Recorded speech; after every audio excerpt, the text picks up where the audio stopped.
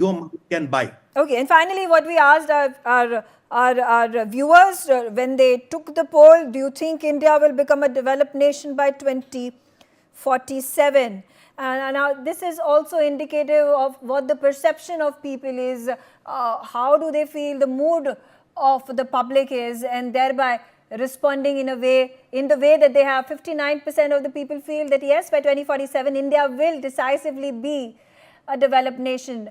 Well, 22% of the people are hesitant in making a decision, while 18% of the people feel that no, India has a longer way to go. 2047 is not going to be the landmark year during which India becomes a developed nation. So Sharad, coming to you again, developed nation, that's the dream that has been aspiration of the country of Prime Minister Narendra Modi in the next 50 years, reaching the target of being a developed nation. We are already in the milestone where we are going to become the third biggest economy of the world. We are targeting at making our economy a $35 billion economy. How does this all pan out? 50 years is a long time.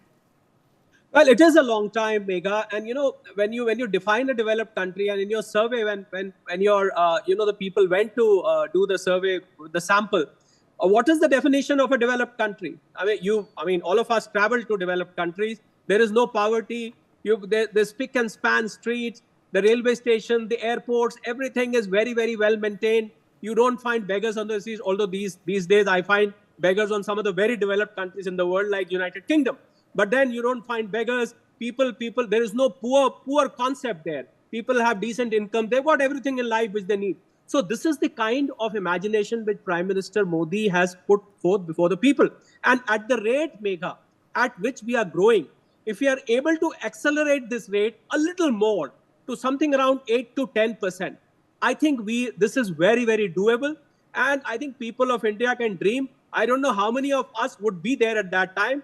And I hope, wish and pray may all get long lives, and we should be there to see India becoming a developed country. Okay. But it's a very, very realizable dream. It's not a make-believe kind of an imagination. Okay, all right. So, Sumit, your comment particularly when, the ideal growth rate needs to be 9 to 10%. It is difficult to achieve. Our growth rate has been reduced to about 6.7% in terms of the forecasts that have been made. How achievable this is, and also understanding that we have a population of youth which is the largest across the globe, and these 35 years are going to be the golden period, and if we utilize this by way of political will and the policies that are going to favor businesses, that are going to favor the growth of the country, only then is this target achievable.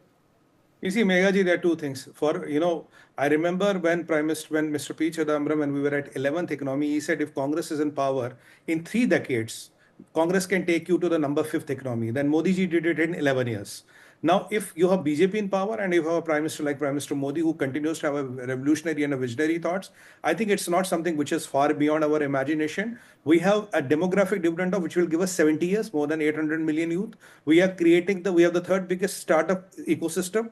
They're all creating wealth. It is a question of getting focused on that. And again, let's not compare our development with what Europe defines as development. We'll have our own development criteria and parameters. And if we continue to go like this, I think 47 ka 37 may be ho sakta hai. Okay. But if you say that you're sipping a coffee on a shack in a beach is development and we don't have beaches everywhere, then we'll never be developed that way. But if you quantify acha rehna, a good living, health and care for all, and an affordable thing wherein people and their lives are valued, I think that can be achieved within next 20-25 years because all right. So on that note, I thank both of you for joining me on the telecast. That is our